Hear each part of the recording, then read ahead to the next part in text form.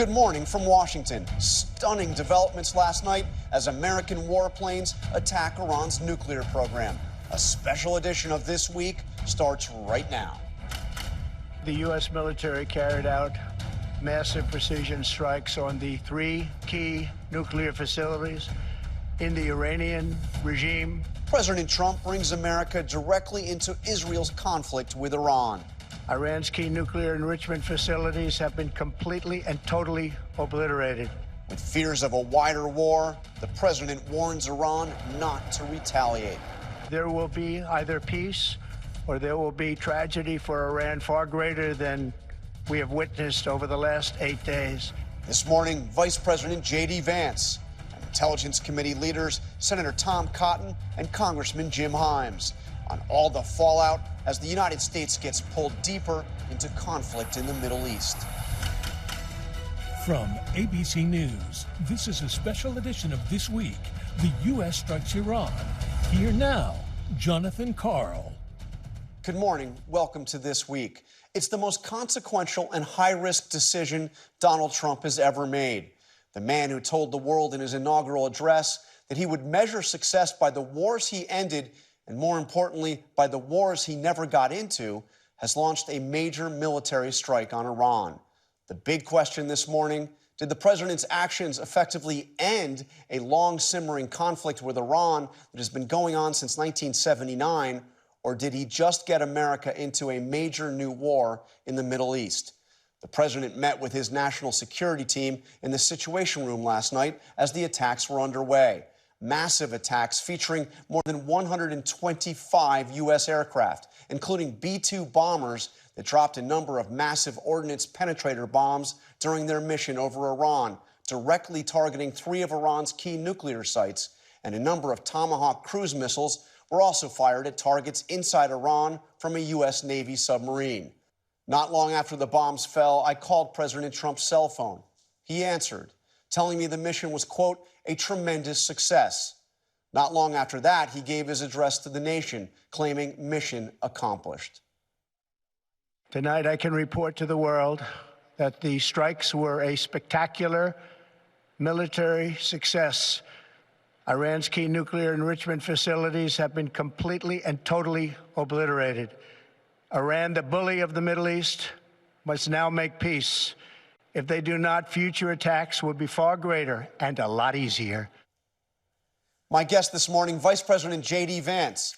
We'll also talk to the Republican chair of the Senate Intelligence Committee, who applauded the president's decision, and the top Democrat on the House Intelligence Committee, who has grave concerns about what just happened and what is to come.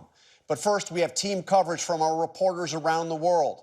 We begin with White House correspondent Mary Bruce. So, Mary, the president clearly took a big gamble last night, betting that the United States could destroy Iran's nuclear program without getting withdrawn into a long, drawn-out conflict in the Middle East. Yeah, John, look, there is no question this morning that this is absolutely the largest and potentially most dangerous risk and gamble of Trump's presidency. He is betting that the U.S. can destroy Iran's nuclear program and capabilities without dragging America into yet another long, drawn-out conflict in the Middle East, something he has promised Americans he would avoid.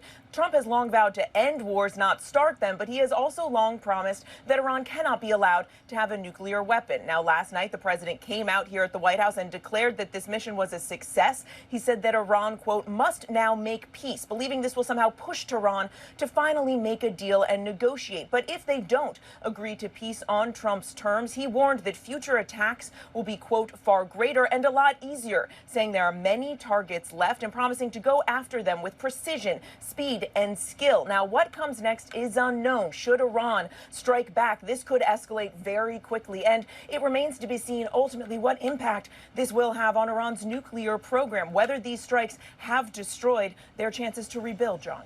And Marilyn, just quickly, what do we know about the president's decision-making here? He had set a 2-week deadline. He had said he wanted diplomacy. What caused this to happen so quickly? Yeah, it's a very good question. The president for weeks was pushing for a diplomatic solution. He had given himself 2 weeks to make this decision, trying to give diplomacy one last chance. Instead, he took just 2 days to make this decision. It was just on Thursday that the president said that there was a substantial chance for negotiations. At the time, I pressed the White House on why he believed that, what progress was he seeing, and they wouldn't say. So it's still not clear what exactly changed, what led the president to decide that diplomacy was dead and that he had to strike, or, John, was this all just a head fake to give the U.S. cover to go ahead and bomb Iran? All right, Mary, thank you. Let's get to our chief foreign correspondent, Ian Pannell, in Tel Aviv. Ian, we saw the first Iranian response was a barrage of missiles targeting Israel, but Iranian officials have declared that America's actions will have everlasting consequences, the implication towards America. Yeah, that's right. The Iranian Revolutionary Guard Corps saying that there will be a huge response. Also adding that the situation for American military bases there, the vulnerability has just doubled. Now, we heard the chairman of the Joint Chiefs of Staff earlier saying that force protection measures had been put into place proactively. But the role model, if you like, that we have was the assassination by Donald Trump during his first presidency against General Soleimani, who was the head of the Iranian Revolutionary Guard Corps. He was taken out and Iran did respond. It attacked U.S.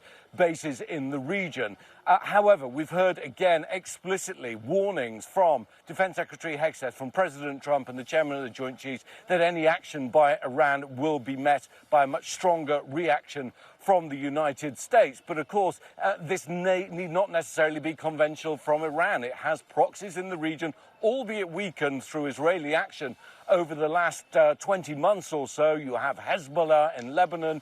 You have the Houthi rebels who are potentially capable of targeting U.S. assets going through the Persian Gulf. And you also have the popular mobilization units. These are the pro-Iranian militias who are very active, very powerful inside Iraq. I think it's unlikely that there won't be a response, but is it enough to then trigger a further reaction from the U.S.? One other thing I think is worth bearing in mind, the president and the defense secretary declaring that this has been a huge success. We have to wait and see for the battlefield damage assessment to take place.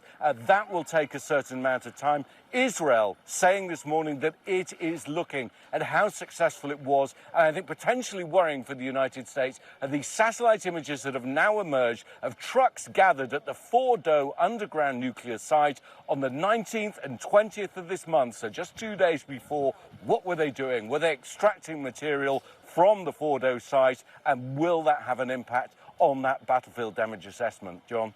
All right, Ian, thank you very much. Just before we came on the air, Defense Secretary Pete Hegseth and Joint Chiefs Chairman briefed reporters at the Pentagon on the American strikes. More than 125 U.S. aircraft participated in this mission, including B-2 stealth bombers. This was the largest B-2 operational strike in U.S. history and the second longest B-2 mission ever flown, exceeded only by those in the days following 9/11. That was Joint Chiefs Chairman Dan Kane. Senior political correspondent Rachel Scott now joins us. And Rachel, that press conference underscored that this was a really complex and high-risk mission. A complex, high-risk mission known as Operation Midnight Hammer, an 18-hour flight carried out under the cover of darkness, a highly classified, top-secret mission that only a handful of U.S. officials even knew about, that was shrouded not only in secrecy but also full of deception, decoy, and fighters. Secretary of Defense Pete Hegseth saying that they spent months and weeks positioning the United States so that they could be prepared when the president gave the green light. The chairman of the Joint Chiefs saying that in a matter of weeks they went from strategic planning to global execution, that the bombers were deployed over the Pacific as a decoy. Part of that deception effort, Hegseth saying the B-2s then went in the opposite direction, in and out and back without the world knowing. Now, forces now remaining on high alert, ready to respond to any attacks, which the chairman of the Joint Chiefs said would be a very poor decision. Hegseth says that the fact that those fighters went undetected for so long on Iranian skies should serve as a warning, and Iran should take that into their calculation as they figure out how they are going to respond, John. And Rachel, on Capitol Hill, we see Republicans almost unanimously praising the president, Democrats raising alarm. In fact, Democratic Senate Leader Chuck Schumer is suggesting that the president did not have the authority to do this. He says the president did not have the authority. He is now urging Senate Majority Leader John Thune to put some legislation on the floor as early as this week to serve as a check to the president's military power. Democrats expressing concern here, particularly over the fact that we are learning from sources that they were only notified without really getting any full details. Now, I'm told that Republican leaders, Speaker Mike Johnson, Speaker of the House Mike Johnson, as well as Majority Leader John Thune, were in fact brief. And as you said, John, Republicans now rallying behind the president after he decided to move forward with these strikes. All right, Rachel Scott on the North Lawn, thank you very much. Let's dig into how the United States pulled this off. We have Colonel Steve Ganyard here, ABC contributor. So, Steve, what do you know? What have you learned this morning about the extent of this operation? I think just how big and extraordinary it was. 125 aircraft, as you noted. So those 125 aircraft also came from a place that we didn't know. So on Friday, we thought that all these B-2s were taking off and they were heading to Guam, going out over the Pacific. So there were selective leaks that, yeah, look at what's going on over the Pacific. When in reality, these aircraft took off and flew east over the Atlantic, across the Mediterranean to conduct their attack. So complete operational surprise, complete operational security that allowed this attack to go without being noticed by the Iranians. And this was an overwhelming attack. I mean, this was not a pinprick operation on a few nuclear sites. It was. And the fact here that we had 3 separate sites. So we know that the B-2 had to be used because it's the only aircraft that can drop this massive ordnance penetrator. So we know that buried sites 200 to 300 feet underground at Fordo, 6 aircraft here. We also believe that 1 went down to Natanz because there is one area around Natanz that may have a buried site. Then there were 30 Tomahawk missiles launched against Natanz and Isfahan, sites on the surface. So we'll have to see how effective they were, but we're already getting some images, some satellite images that show very precise pinpricks into the mountain in Fordo that would suggest that the mission was successful. Yeah, it's 300 feet below ground if you count from the bottom of the mountain, but it's beneath a mountain. It's really a half a mile underground if you measure from the top of that mountain. The president claims that Fordo was they were all totally, completely obliterated. Is there any way to know that? Any doubt about that this morning? We've seen some imagery from satellites that suggests that it was successful, but that's 14 MOPS going into a single site. 7 B-2s, an extraordinary amount of firepower. But we'll have to wait to see what the satellites tell us. We also know that the Israelis have drones. We probably have drones over the area as well. And because Mossad has been operating with impunity within Iran, perhaps the Israelis will get some eyes on in person close to the Fordo site. All right, Iran's vowing revenge. What do we know about what capabilities they still have to attack the United States? We know that the Israelis have degraded the long-range missiles that can attack Israel, but they still have thousands of these shorter-range missiles that could go after sites in Saudi Arabia, U.S. sites in Qatar, and so we're concerned about bringing in some of those Gulf states and attacking U.S. forces. We are also concerned about the Strait of Hormuz. So we know down here there's a 4-mile channel where 20% of the world's oil and 1/3 of all the liquid natural gas transits on a daily basis. You take that off the markets, and you're going to see markets react around the world, and it could push some countries into recession within days. So the big question with that possibility, the president vowing retaliation, if that happens, are we seeing the beginning of a long, protracted war in the Middle East? That's the big question this morning. The Iranians have a choice to make, John. Do they come back at the U.S., which would probably mean that the U.S. is going to join the Israelis in a broader conflict or more attacks on Iran? Or do they go after some of these other countries, such as Saudi Arabia, which would pull those countries in, and maybe the UN? So the Israelis or the Iranians could either say, we're going to continue to get pounded by the Israelis and not retaliate against the U.S., or we're going to make it into a broader conflict that will turn it into an international incident. All right, Colonel Steve Ganyard, thank you. Let's get more on the Homeland Security posture here with those Iranian threats. We're joined now by Chief Justice correspondent Pierre Thomas. So, Pierre, a lot of Americans are wondering, what is the danger now that Iran somehow strikes the American homeland? John, Iran does have capabilities that could impact Americans here at home. One of the most immediate concerns is the threat of cyber attacks by Iran or hackers tied to Iran's proxies. In the days right after Israel began its recent attacks on Iran, the Department of Homeland Security issued an urgent bulletin, and I'd like to read some of what it said. Iranian government-affiliated cyber actors will probably prioritize retaliatory attacks against Israeli targets in the short term, but may also target U.S. networks due to their perception of U.S. support for Israeli strikes. The networks mentioned involve U.S. infrastructure, the energy sector, the electrical grid, financial sector. The bulletin urged infrastructure officials to immediately assess their security to make sure their defenses were strong enough to block any malicious activity by Iran. And U.S. authorities also have been focused on whether Iran has operatives within the United States who commit acts of terror. In recent years, DOJ has prosecuted a number of operatives allegedly acting at the direction of Iranian officials, including some plotting acts of violence. And of course, now there's concerns that extremists infuriated by the U.S. attack on a Muslim country might launch lone wolf attacks on their own. And today, John, D.C. police on high alert, maintaining stepped-up security at Jewish installations and houses of worship, although they have identified no specific credible threats. You certainly get a sense of that stepped-up state of alert here in Washington. Pierre, thank you very much. Earlier this morning, I spoke with Vice President JD Vance. Mr. Vice President, thank you for joining us. The big question, is the United States now at war with Iran? No, we're not at war with Iran, John. We're at war with Iran's nuclear program, and I think the president took decisive action to destroy that program last night. If I could step back a little bit, we have to give an incredible amount of gratitude to the troops who did an amazing thing last night. Think about this, John. They flew thousands of miles away, a 30-hour nonstop flight. They never touched down on the ground, and they dropped a 30,000-pound bomb on a target about the size of a washing machine. No military in the world has the training, the skills, and the equipment to do what these guys did last night. I know the president and I are both very proud of them, and I think what they did was accomplish a very core American national objective. Iran cannot have a nuclear weapons program. The president's been very clear about this, and thanks to the bravery and competence and skill of our great pilots and everybody who supported this mission, we took a major step forward for that national objective last night. It certainly was a complex and overwhelming mission, 125 aircraft involved, we are told.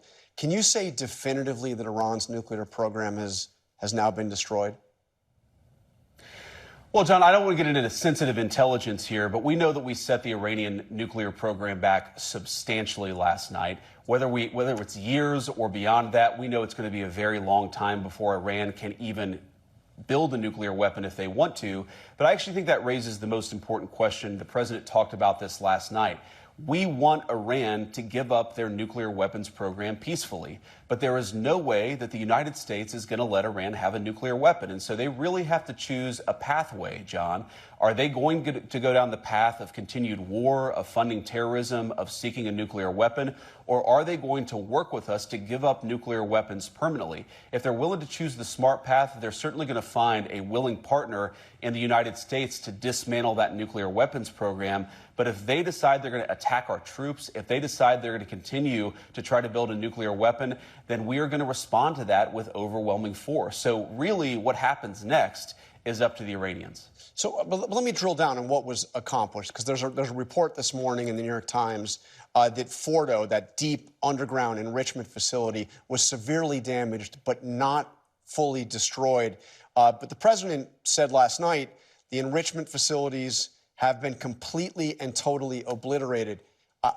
Can we say that definitively, or are we just not sure yet? I mean, have those facilities been obliterated?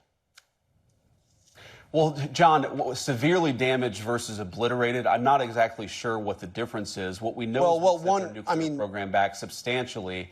And again, John, I don't want to get into very sensitive intelligence about what we know, but I feel extremely confident, and I can say to the American people with great confidence that they are much further away from a nuclear program today than they were 24 hours ago. That was the objective of the mission, to destroy that Fordo nuclear site and, of course, do some damage to the other sites as well. But we feel very confident that the Fordo nuclear site was substantially set back, and that was our goal. The UN's atomic energy watchdog said that Iran had 900 pounds of highly enriched uranium. Do we know what has become of that? Was it destroyed in this attack? Do we know? That's a big stockpile. We're going to work in the coming weeks. Yeah, John, we're going to work in the coming weeks to ensure that we do something with that fuel. And that's one of the things that we're going to have conversations with the Iranians about. But what we know, John, is they no longer have the capacity to turn that stockpile of highly enriched uranium to weapons-grade uranium. And that was really the goal here.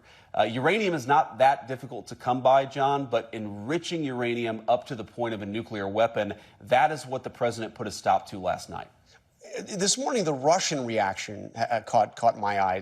Dmitry Medvedev, of course, the former president and prime minister of Russia, now the deputy chairman of Russia's Security Council, said the enrichment of nuclear material, and now we can say it outright, the future production of nuclear weapons will continue. A number of countries are ready to directly supply Iran with their own nuclear warheads. What do you make of that Russian response? And are they off base? I mean, they're saying that the nuclear program in Iran is still well underway. Well, first of all, I think it's a bizarre response, but I also don't know that that guy speaks for President Putin or for the Russian government. One of the things that we've picked up, John, in our conversations with the Russians over the last few months, despite our many disagreements, of course, with the state of Russia, they've been very consistent that they don't want Iran to get a nuclear weapon. And this is what I think many commentators underappreciate about what the president did last night. Iran having a nuclear weapon, nuclear proliferation in the Middle East is a disaster for pretty much everybody. It's one of the few issues where Russia, China, and the United States have broad agreement is that we don't want to see a nuclear arms race in the Middle East. So what the president did was very important. I'll let President Putin speak to what the official Russian position on this is, but I feel very confident that both for Russia, for China, and most importantly, of course, for us, we don't want Iran to have a nuclear weapon, and I think that goal is going to continue to animate American policy for the next few years. President Trump last night also threatened additional military action if Iran retaliates or if peace does not come quickly. How quickly are we talking about? Are we talking about days? Are we talking about weeks? Well, look, John, I'll let the president make those determinations, actually, but we're now going to have a serious conversation about how to get rid of Iran's nuclear weapons program permanently, meaning they have to choose not to have a nuclear weapons program and they have to give this thing up. Now, if you go back a little bit, John, what we have said consistently and repeatedly is they cannot have a nuclear weapon. We accomplished the goal of putting them back substantially last night, but there are two big things that the Iranians are going to have to choose from here. Number one, do they attack American troops in the region? If they do, as the president said, you're going to see overwhelming force from the Americans. If they continue to pursue a nuclear weapon, you're also going to see overwhelming force from the American people. So we've got really the ball in Iran's court here. If they make smart decisions, I think they're going to find us willing to work with them. If they continue to support terrorism, nuclear weapons programs, then they're going to find overwhelming American force from the American military. That is really the choice before the Iranians, and that's a choice only they can make. So what retaliation are you expecting? I mean, I know what you're hoping for, but they have vowed retaliation. What are you prepared for? What are you expecting from the Iranians? Well, it's always hard to guess what the other side is going to do, but what we're prepared for is if they attack us in a maximal direction, first of all, we have got maximum defensive posture. I think that we're going to be able to defend as many of our people as possible. And of course, I'd encourage Americans to pray for our guys in the Middle East because, yes, they are under a significant amount of duress and a significant amount of threat right now. But then, of course, John, if the Iranians attack us, they're going to be met with overwhelming force.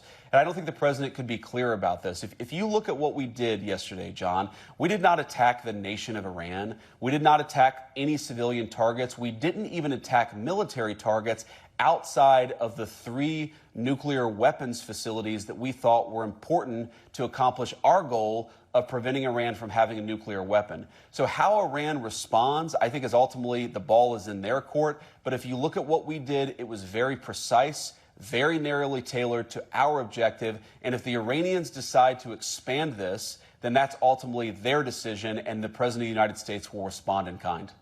So you're raising the real possibility that this is not the end of this conflict, but the beginning of this conflict. You know, U.S. response to Iranian retaliation. There's one thing the president has been really consistent about throughout his entire life in politics, and that is the idea of no more wars. Let me play you what he said on election night and, of course, at his inauguration.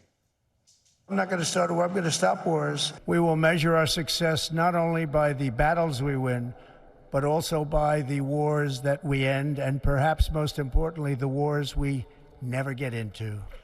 So let me ask you, what do you say to those, including some of the president's strongest supporters, who are really worried this morning that the United States is now involved in yet another protracted war, conflict, whatever you want to call it, in the Middle East?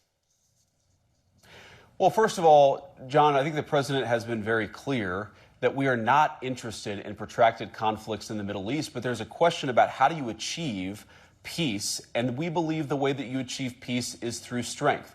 We took a very narrow and limited approach to destroying the Iranian nuclear program, John. That's what the president did, and I think that, more than anything, is going to ensure peaceful resolution in that region of the world.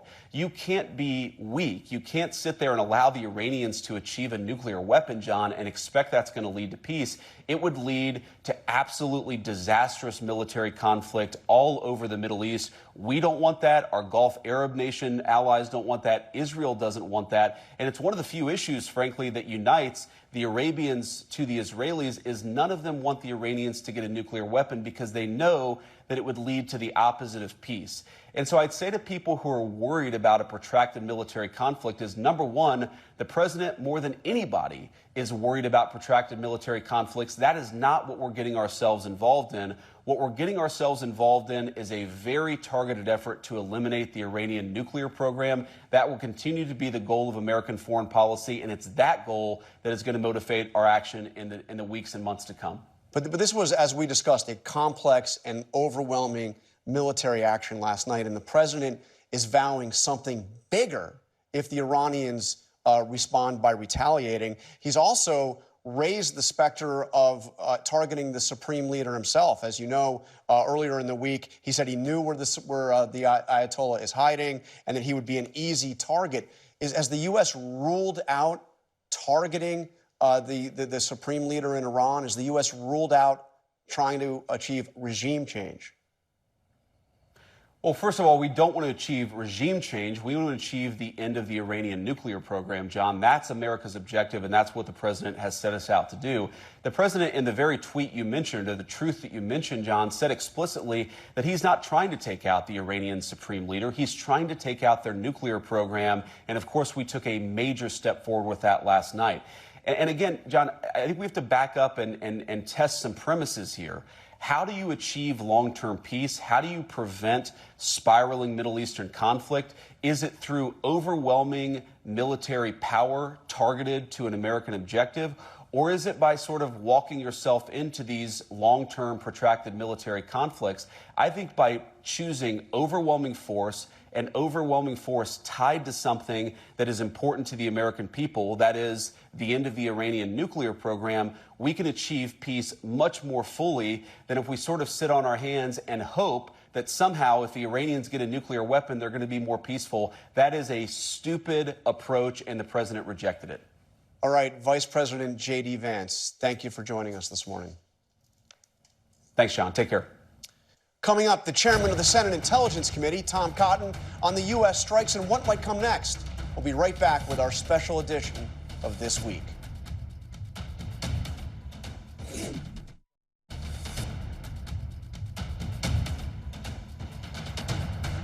I'm joined now by Senator Tom Cotton, the chairman of the Senate Intelligence Committee, an Army veteran. Cotton served overseas in both Iraq and Afghanistan before being elected to the House and then the Senate. Senator Cotton, thank you for being here this morning. You heard the president say this was a spectacular military success. He said obliterated is what has happened to the Iranian nuclear program. What is your sense? It sounded to me from Vice President Vance that it hasn't been thoroughly destroyed. Well, I think we heard from General Kane, the chairman of the Joint Chiefs of Staff, that obviously we have a few days left of battle damage assessment, but there's no doubt that because of the president's decisive action, we have severely damaged Iran's critical nuclear infrastructure, which is what the president has said he would do for 10 years if we thought Iran was getting close to a nuclear weapon. Remember, this is a regime in Iran that has terrorized Americans for 46 years. For 25 years, American presidents have worried about them getting a nuclear weapon, have said that they'd never be allowed to. Finally, President Trump has taken decisive action to ensure that they are not going to get nuclear weapons on his watch. So what should we be prepared for in terms of a response from Iran? As you said, that they've sponsored terrorism for nearly half a century. I mean, what should we be prepared for? I think we have to be prepared for Iran to retaliate. And I join the president in his warning to the supreme leader of Iran that if he targets Americans, the military force he will see will make last night look like child's play. We have troops in the region. Iran has targeted Americans around the world in Marine barracks in Beirut, in barracks in Saudi Arabia. They've targeted embassies of countries around the world. For all we know, they may have gotten sleeper cells into the country during Joe Biden's wide open border. So the threats are serious, and we take them seriously. President Trump has no higher priority, as do I, than the safety of the American people. And again, the supreme leader and the Ayatollahs in Iran need to understand that President Trump means business. They have a chance to sue for peace here, to dismantle whatever remnants of their nuclear program remain, and to continue to actually survive. Because we haven't targeted the supreme leader, we haven't targeted their energy infrastructure, we haven't targeted other critical infrastructure. That's an implicit message that Iran still has things that they hold dear that neither the United States nor Israel has struck. Iran needs to heed President Trump's warning. And if Iran retaliates, should the United States target the supreme leader? I won't rule any single target in or out, but I'll say that President Trump was very clear in his warning last night to Iran that last night will look like child's play if they target Americans. Clearly, President Trump means business. The Ayatollahs understand that now. He was not bluffing. He does not bluff. And there are still numerous targets that Iran holds very dear. They should not target Americans. But it sounds like what you're saying, and frankly what the president said last night, is that we may be on the beginning of this, not the end of it. Well, that's really up to Iran at this point. But given Iran's track record, I mean, it's hard to imagine they're suddenly going to come out and say, okay. In 2020, President Trump killed Iran's terrorist mastermind, Qasem Soleimani. Yeah. Iran did target one of our bases, but frankly, they telegraphed what they were going to do, and it led to minor concussive injuries. No Americans were killed. Likewise, in the 1980s, when Iran was targeting naval ships in the Persian Gulf, Ronald Reagan sank half of their navy. That did not lead to war. It led to peace. Not just with their targeting of Americans, but actually the 8-year Iran-Iraq war. So my message to the supreme leader is look at the lessons of history. Do not tempt fate. Do not target Americans. Heed Donald Trump's warning. Let me ask you the famous question Petraeus asked at the beginning of the Iraq war. How does this end? I mean, how does this end? I mean, we're going to have retaliation. How does it end? Well, it's really up to Iran to decide how it ends here. President Trump made clear last night he wants it to be the end of the matter. We have severely damaged their nuclear infrastructure. We have set back for a very long time their aspirations to get nuclear weapons that they can then use to threaten the United States and our friends around the world. So the ball is in Iran's court here. If they are willing to sue for peace and to give up their nuclear ambitions and to not target Americans, then that can be the end of it. Is ultimately the only way to be safe from the Iranian threat, in your view, because I've heard you talking about this for a decade now, is regime change? Does the regime have to go? That's not President Trump's military objective. In fact, frankly, I'm asking you. But frankly, it wasn't Prime Minister Netanyahu's objective either. He said the objective here was twofold: to eliminate their nuclear program and to eliminate their ballistic missile threat to the United States, to Israel, to our friends in the region. But we are not pursuing regime change. We are not trying to put any troops on the ground into Iran. We are trying to eliminate their nuclear weapons program, and by destroying 3 critical nuclear facilities, we've taken huge steps in that direction. But let me read you what you said back in 2017. So this is 8 years ago. You said, the policy of the United States should be regime change in Iran. And then you said this: I don't see how anyone can say America can be safe as long as you have in power a theocratic despotism. Has your view changed? Well, as long as Iran's leaders continue to terrorize Americans after these strikes, then no, America won't be safe from the Iran threat. That's the point that President Trump made last night. We're trying to ensure our safety. But you don't believe the deterrence. policy should be regime change now? We're not going to invade Iran. We're not going to try to topple their government or try to replace it with a new government. As Prime Minister Netanyahu said, the Iranian leaders are so hated by their own people and have so failed to deliver positive results for their own people that might be the end of this, but that's not the American policy. And frankly, it's not the Israeli policy either. It is to it is to destroy their nuclear program and to eliminate the missile threat to the United States and our friends. It's been a deeply unpopular regime in its own country for a long time. Senator Cotton, thank you very much for joining us. Thank you. Coming up, the top Democrat on the House Intelligence Committee, Congressman Jim Himes. We'll be right back. I'm joined now by Congressman Jim Himes of Connecticut, the top Democrat on the House Intelligence Committee. Congressman Himes, thank you for joining us. Looking at what you have seen so far, have the objectives been met? We heard the president say the nuclear program has been eliminated. Obliterated was his word. That's been a goal of U.S. presidents for some 20 years. Yeah, John, I mean, obviously, it's way too early to tell. You know, we don't even know at this point in time whether the nuclear material, the highly enriched uranium, was actually still at Fordo or at Natanz, right?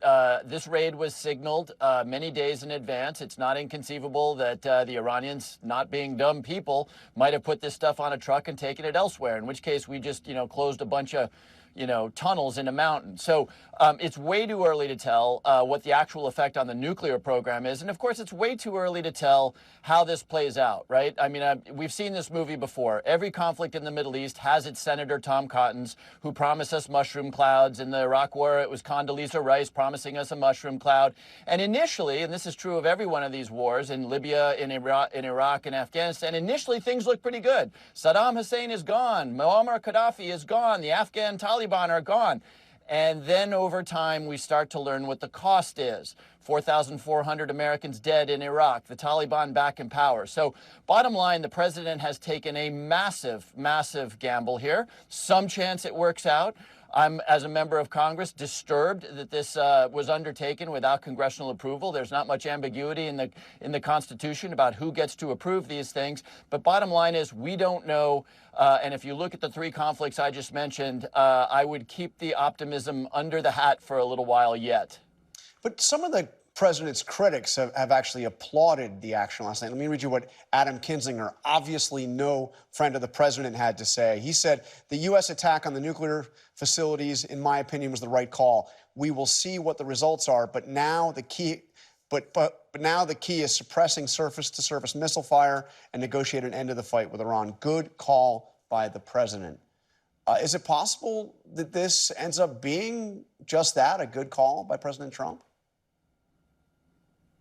Is it possible, again, setting aside the constitutional issues, which we should never set aside because the Constitution matters, is there some chance that, we got all the nuclear material, the regime falls, and, next spring we're picnicking at Samarkand? Yeah, there is some chance that that is true. But if you look at the history, and again, all we have is history to go on, if you look at the history of our military involvements in the region, they almost never end with the best case scenario. In fact, they usually end in something approximating the worst case scenario. And, again, the president owns this thing, and we'll see down the road. The Iranians may decide that it's foolish to attack our troops, to move terrorist cells around the country. Maybe they're just going to withdraw from the non-proliferation treaty, kick the inspectors out of Iran, take the uranium, which they have left, if they have any left, and build a bomb in secret. So, sadly, the story will not be told probably for months or years. But again, if you're rolling the dice on the idea that we're going to see a best-case scenario coming out of military action in the Middle East, at best, you are taking a very, very tough gamble in which the House almost always wins. And what do you think is the worst-case scenario? Oh, well, the worst case scenario is that, the Iranians have a lot more missiles than we think they do, and we end up with dead soldiers and sailors in the region, that they managed to move the nuclear material out of Fordo, and it's sitting in a warehouse right now. And as we speak, they are building a device. I mean, believe me, I will concede that there is some small chance for a best case scenario here. There always is. But again, history suggests that you better be aware of the fact that the best case scenario almost never happens. So, I mean, you can paint a truly apocalyptic picture of any number of a dozen. Look, we haven't even talked about the other rulers in the region, right? The King of Jordan, right, who is a critical American ally, sits atop a great deal of popular unrest. It's not inconceivable that his people may decide, hey, we've had it with you being allied with the Israelis in the United States, and now we have chaos in Jordan. So again, we could spend the next hour spinning the downside of this thing, and it may be a while before we know whether this gamble paid off or not. But again, looking at history, you'd be sort of crazy to put all your chips on the best outcome anytime we enter into military conflict in the Middle East. All right, Congressman Jim Himes, top Democrat on the House Intelligence Committee, thank you for joining us. We'll be right back. To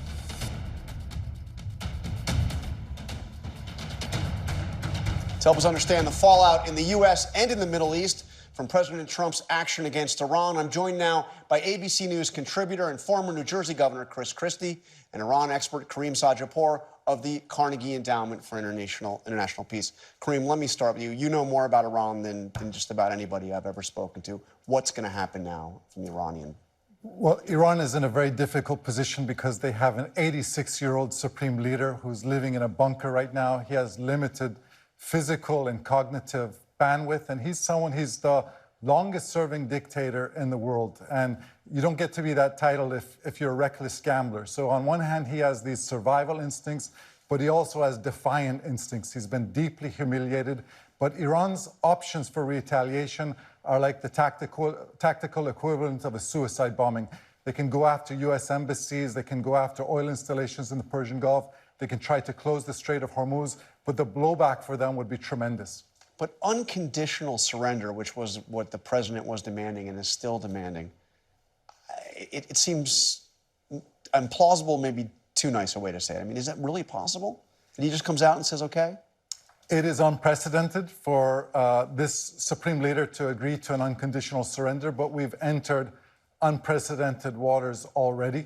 The big question, as I said, is he thinking about the survival of the regime and what is best for the survival of the regime? Either he swallows poison, as Ayatollah Khomeini did 4 decades ago, or he continues to react defiantly. And within Iran, what has this done to public opinion? This has been a deeply unpopular government for a long time.